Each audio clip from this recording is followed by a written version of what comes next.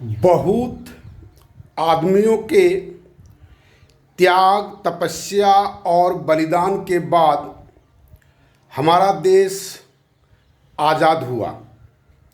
दुर्भाग्य से दो टुकड़ों में विभाजित होकर भारत का विभाजन बड़ा क्रमिक रहा है। ये दुखद बात है।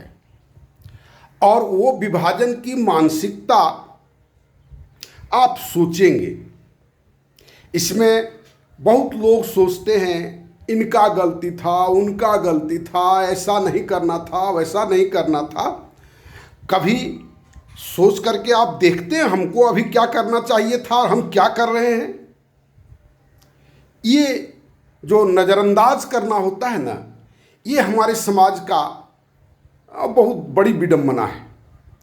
और उसके चलते बहुत सारा अनचाहा परिणाम हम लोगों को झेलना पड़ रहा है, झेलते हैं। कभी अनुमान लगाइए ना, अगर पूरा भारत महाभारत कालीन रहा होगा तो उसमें सीमा पर सुरक्षा के लिए हम लोगों को कितना खर्च करना होगा। हालांकि ये दूसरी बात है कि उस समय ऐसा एक राष्ट्र नहीं था।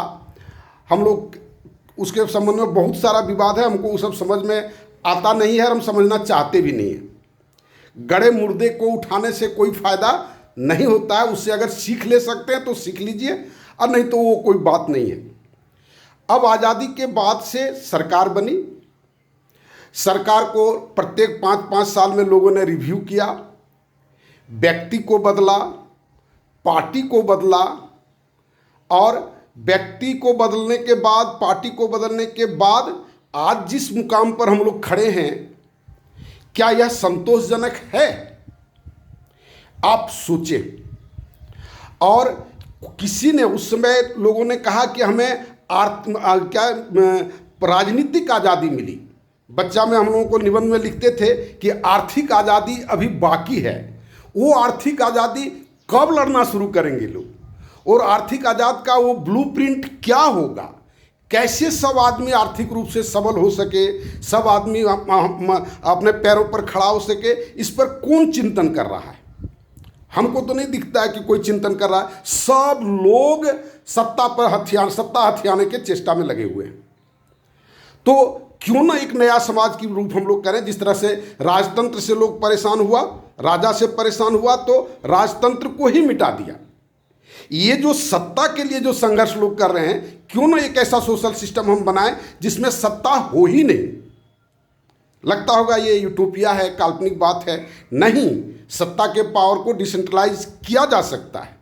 मेरा सोशल सिस्टम को आप देखें, गंभीरता से देखें, आपको उसमें सारा रास्ता आपको दिखाई पड़ेगा। और ये करने लायक जो काम है वो कहीं पर हमको सरकारी लेवल पर करता हुआ दिखाई नहीं पड़ता है। हर जगह खाना पूर्ति है, हर जगह प्रचार है, हर जगह प्रसार है। लोगों के बीच में जाने के अब करना क्या चाहिए और कर क्या रहा है। एक कोई कहानी हम लोग बच्चा में पढ़ते थे, जो उसके यहाँ रोटी का अभाव था, रोटी का जुगाड़ नहीं था, खाना का अभाव नहीं था, और उसके यहाँ गेस्ट आए थे तो अंगूर लेकर के आए थे, किशमिश लेकर के आए थे। शायद हरिशंकर प्रसाई का कोई निबंध था। आदमियों की आवश्यकता क्या है और किसका प्रोपेगेंडा लोग कर रहे हैं? शिक्षा अगर फ्री हो जाए किसको क्षति होगा? चिकित्सा अगर फ्री हो जाए तो किसको असुविधा होगी? इसको रूसो कहता था सामान्य इच्छा, सामान्य आवश्यकता। तो शिक्षा अगर फ्री हो जाए, सबको अगर रोजगार मिल जाए, सबको रहने के लिए घर मिल जाए। आज 75 साल के लिए कोई ऐसा कोई नेशनल प्रोग्राम है जो सबको शिक्षा मिलेगा? शिक्षा जरूर सरकारी स्तर पर हुआ है, लेकिन सरकारी स्तर पर शिक्षा विभाग के शिक्षा मंत्री का मनोबल इतना टूट गया कि वो उसको मैनेज करने में अक्षम हो गए और प्राइवेट को सौंप दिए। अब प्राइवेट के चलते लोगों के जीवन पर क्या असर पड़ रहा है, ये कौन मूल्यांकन करता है? बहुत लोग फॉरेन जा रहे हैं पढ़ने के लिए, और उसके जाने वालों की संख्या ज़्यादा बढ़ते जा रही है। देश छोड़ करके जा रहे हैं, उसकी संख्या बढ़ते जा रही है। ये हम लोग किस प्रोग्रेस की ओर जा रहे हैं, और कैसी व्यवस्था हम लोग कहते हैं कि बहुत विकास किया, बहुत विकास कर रहा है ना?